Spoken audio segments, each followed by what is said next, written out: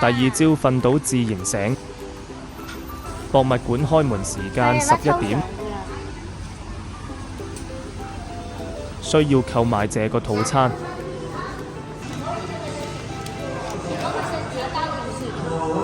28美元有雞翼、有薯條、有嘢飲。這個餐嘅雞翼其實有一點點辣的。我哋食完早餐11點左右就可以開始上去參觀。都好辣，我飲咗，但而家唔驚嘅都食咗。喝酒酒嗎？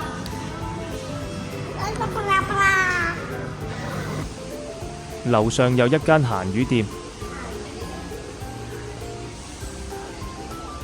這是在深圳可以寄買的，但係寄買在店內的商品都好像是偏貴。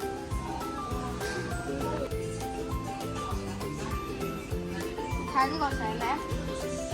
呢個寫全新嘅，我覺得全新嘅點解？全部都係啲人全新就放出嚟。可以寄埋全新及二手商品。邊個限定？這裏是有2層。夠鐘就去參觀博物館啦。博物館啦！第一間麥當勞應該係1960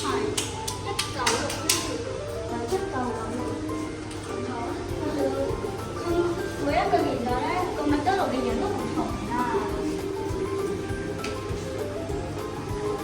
個第一間麥當勞，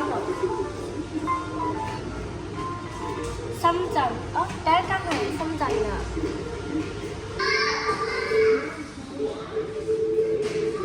呢個咪麥當勞以前嘅年代。哦，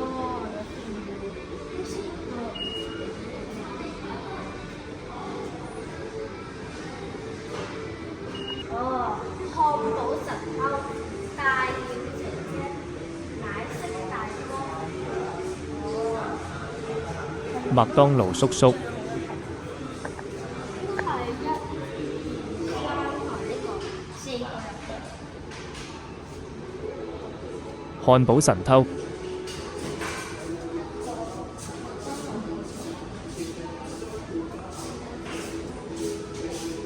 友誼的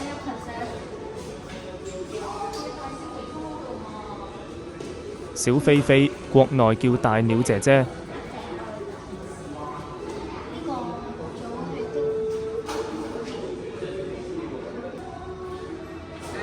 滑嘟嘟，國內叫奶昔大哥。哦，火箭筒、滑板車、螺旋同埋功夫龍媽系列，我一套都冇。呢度真係珍藏咗年代禁的麥當勞玩具。啊，哥哥睇下。誒，你去咗？你去咗你想啊？係啊，嗰邊啦。我就嗱睇，呢度仲有3個青銅時代嘅麥當勞薯條啊！麥當勞薯條，青銅㗎。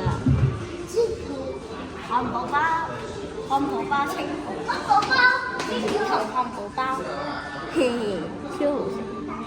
全部都係2024發現嘅。呢個咧係青銅雪糕，青銅雪糕都係2024嘅。我哋而家咧就去抽獎啦！哦，二等獎哦！你估下呢個二等獎是一套冰箱貼。我估係1、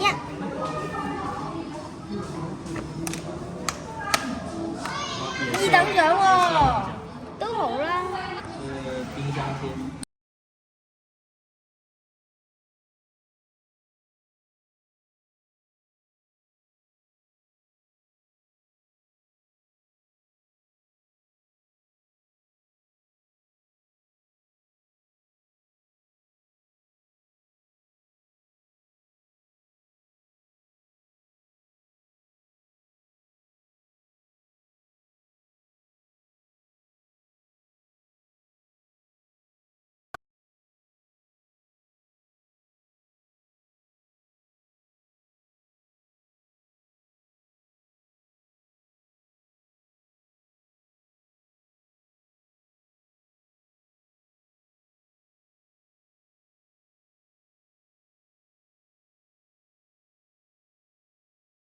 回到餐廳與他們合照。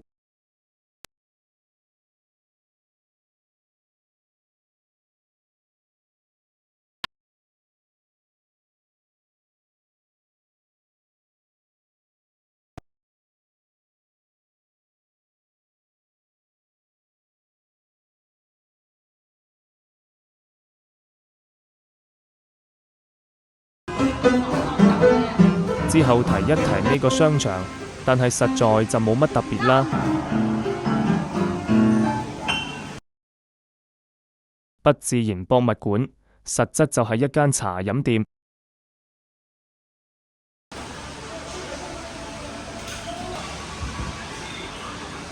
好啦，去第二度。呢個小鎮嘅正式名稱叫梅拉尼亞小鎮 （Melanian Town）。係佢啊！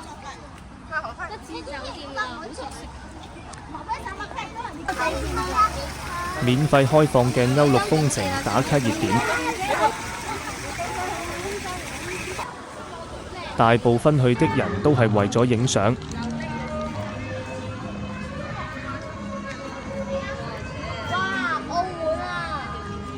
義筍牛奶甜品店，自駕直接導航深圳梅拉尼亞小鎮。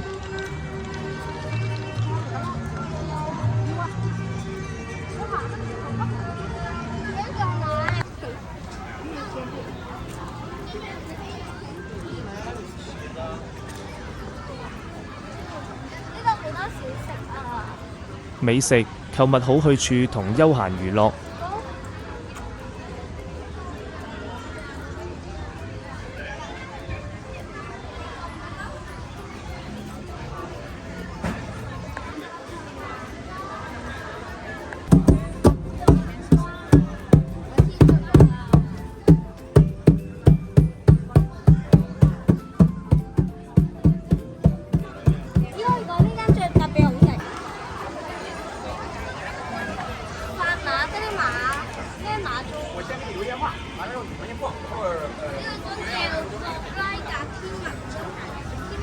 參照捷克布拉格嘅真實地標復刻而成。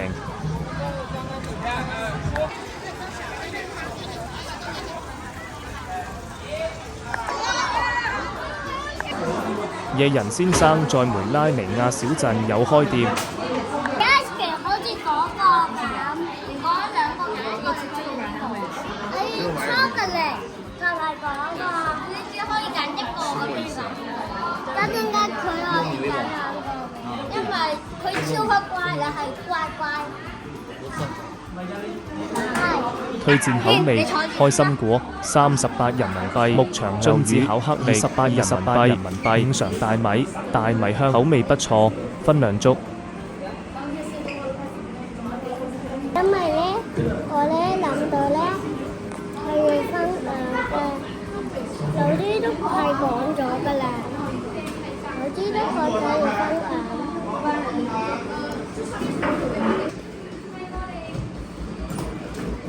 正點報時，49方餐廳喺白色廊橋附近。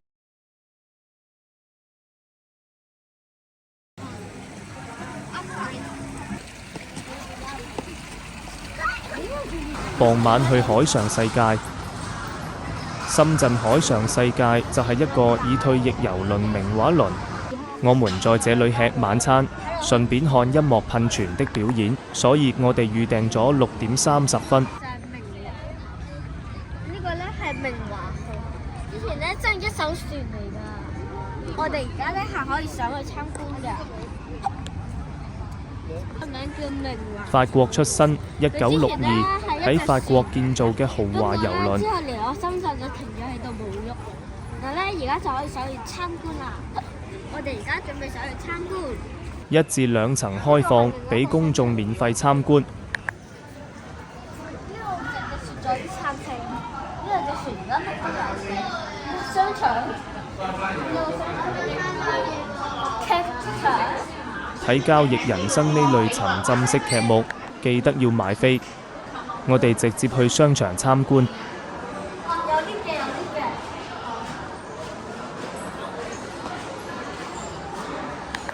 睇下上面。木地板、白色弧形立柱、暖黃色燈帶，嗱，你上到去應該。仲有升降機。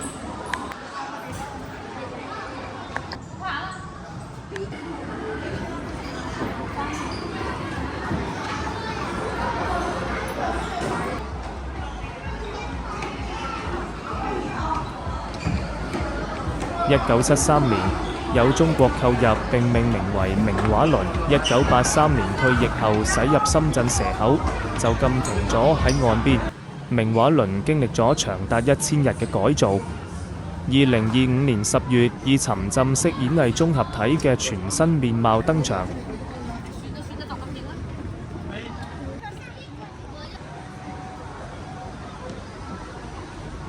我估樓上呢個位就係可能開船。嗱，呢個地方係小船停泊嘅地方。如果放開你落去，係咪走落去？這個電梯可以上到7樓，但是需要消費。如果不消費，就不能進去參觀的。我哋晚餐時間到啦。李小泰燒烤烤，可以望住明畫輪同音樂噴泉食飯，氣氛一流。海鮮種類豐富多樣，肉類串燒水準亦相當高，提供豐富的串燒、海鮮選擇。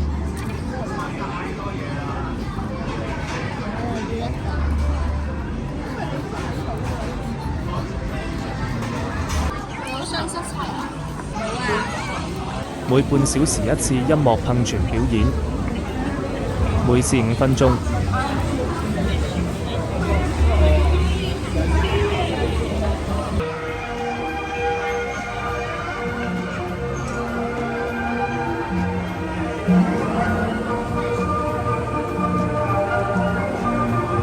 海上世界嘅音樂噴泉係夜晚嘅重頭戲，除一外，每晚都有表演，無需門票，無需預約，任何人都可以隨時近距離欣賞。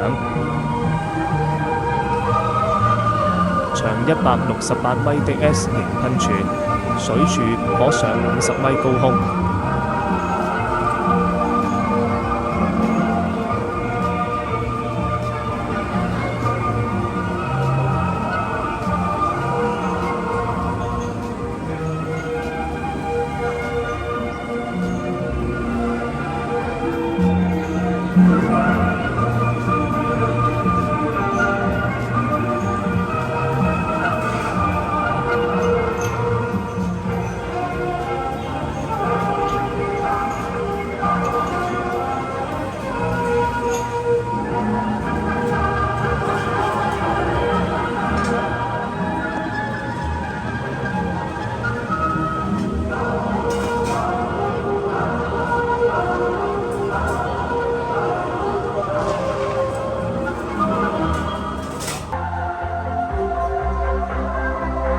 半小時一場，每晚4至5場，每場1至2首歌。這裏有另一個位置更好地觀賞。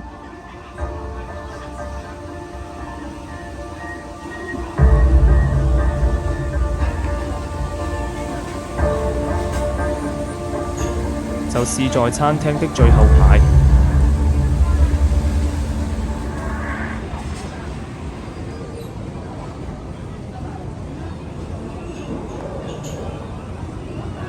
這裏視野廣闊，可以一覽。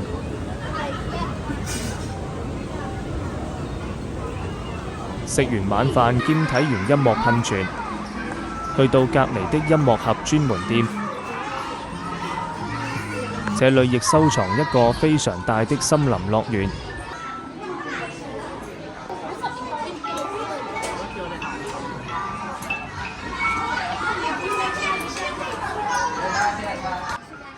跟住啲電入去嘅車嗰啲咯。人，跟住碌嗰啲人係會碌喐喐緊，但係佢知道架車一齊咁咪行到啦。這是個 DIY 選區。九層，熟悉嘅感覺。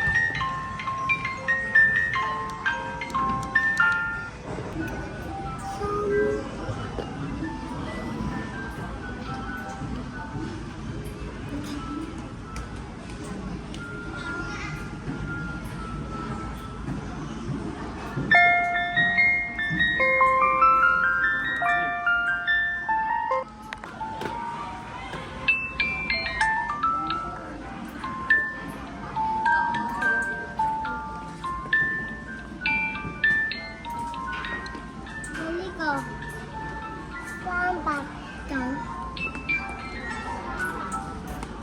係幾多㗎？幫我睇幾多啊？389啊！